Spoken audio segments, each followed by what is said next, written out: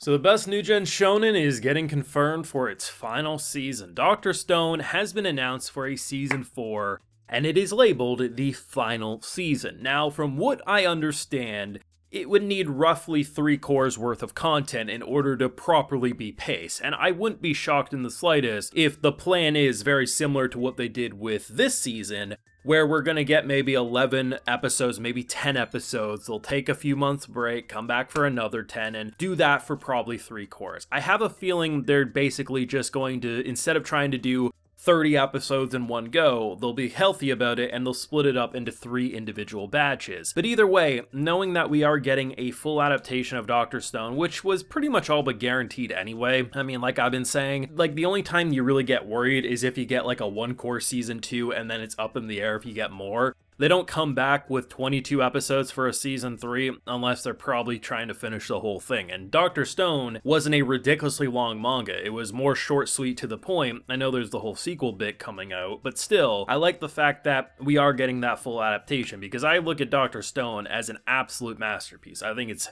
incredible. The idea that of going to the moon to fight Y-Man, the fact that we have this really interesting game plan lined up at the end of season 3, building these different cities all across the globe in order to get different resources. So the first one we're doing is the Corn City in order to get a lot of alcohol made, which will then be the revival fluid. The idea of how they're going about things makes so much sense, and I'm so excited to see the conclusion of Senku's journey and where it's going to leave off when it's all said and done. Now, I do have a full live reaction to today's wonderful last episode of Season 3 over on my Patreon, so if you would like to see that, it's over there if you're interested. We got quite a bit to discuss, to be honest. There is a shit ton to discuss.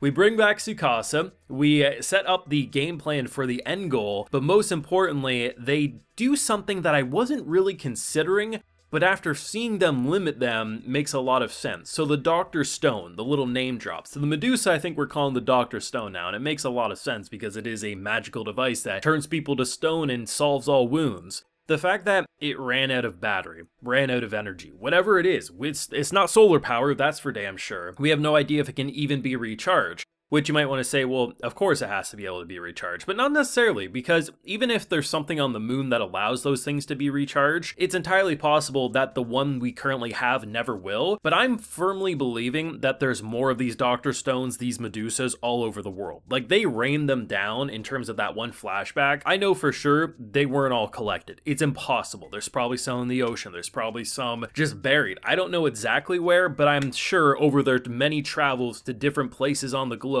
they will find more. But I like the idea that they can't abuse it, at least right now. This is something that makes more sense at the end of a story, to give them unlimited ways to petrify someone and cure all diseases. Disease, wounds, whatever it is. It's something that, in terms of an ending, I would love to see Earth at a point where it's more developed, but people don't have to worry about illness. That's a fantastic ending. But if you gave them that ability where they have unlimited revival juice now, they're able to make it. They need alcohol and they need a lot of it, but they can revive anyone that is currently stoned. That's amazing. But if you gave the ability to just petrify anyone, there's never going to be a threat. Sure, I guess there's the threat that Y-Man might just randomly activate their little device and turn them to stone, but it wouldn't be the same, right? So by going into this new arc, this final stretch here, knowing that, well, yes, they can revive anyone they come across, and of course there'll be threats, there'll be stakes. Sure, we have Tsukasa now, so if anyone tries to rise up as a villain, he'll just smack the living shit out of them. But the idea that, you know, if Senku gets shot in the heart, he's not going to be able to just, okay, Dr. Stone away. No, like, that thing's out of juice. We had one more to use, and we used it on our boy, and that was the right call. Not only for just the muscle, but because, I mean, he would have ended up dying without it. Even if they did freeze him and kind of like put him into this deep slumber, who knows how long that was going to last, and that clearly was motivation for Senku getting his ass home so he could keep his promise. It's just a very good cover-up that makes it seem like, for me anyway, I would love to see Earth have the unlimited ability to use these devices to keep Earth healthy and happy and just, you know, create a utopia where people don't have to worry about diseases. That's fantastic, but do that at the end of a story, not in the middle when we're still doing the final arc. That makes a lot more sense. And I mean, just the idea of the different cities and stuff, knowing that there's probably about 3 cores worth of content just based on manga readers talking about this, I feel like the play is there's one of two things that is going to happen. So I know that there is like some sort of sequel story with Dr. Stone, either in the works or has already been released or started to be released. I forget which, you can let me know in the comments. So one of two things I think is going to happen. One, they'll probably do a couple of cities and then they'll make their way to the moon and then we'll figure out what happens there. Or they'll make a bunch of cities and we won't end up going to the moon, but we might end up stopping Y-Man and just the moon will be more of like where that sequel kind of wants to go. Either way, I do see the path. I do see the final stretch, and it doesn't feel like they're going to try to rush through things in 10 episodes. No, we at minimum will get 2 more cores, but I definitely feel like they probably will take the 3-core route because Dr. Stone, even if it's not the highly talked about show in the West, it does do rather well. The manga was decently popular, the anime is decently popular, and it's understandable why a production committee wanted to fund a full series of this because it's not like it's going to take hundreds of episodes, but most importantly, it does have a fairly quick turnaround.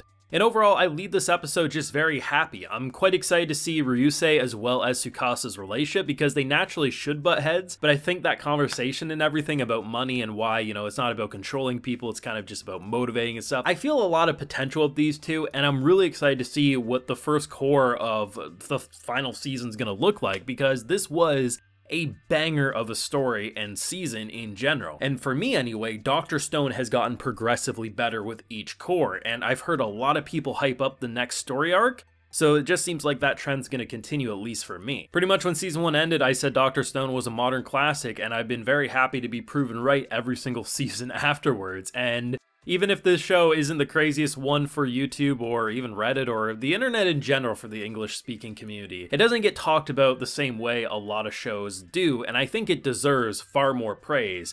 But you know me, Dr. Stone being one of my personal favorites, I'ma keep talking about it no matter what because it was good. They have such potential.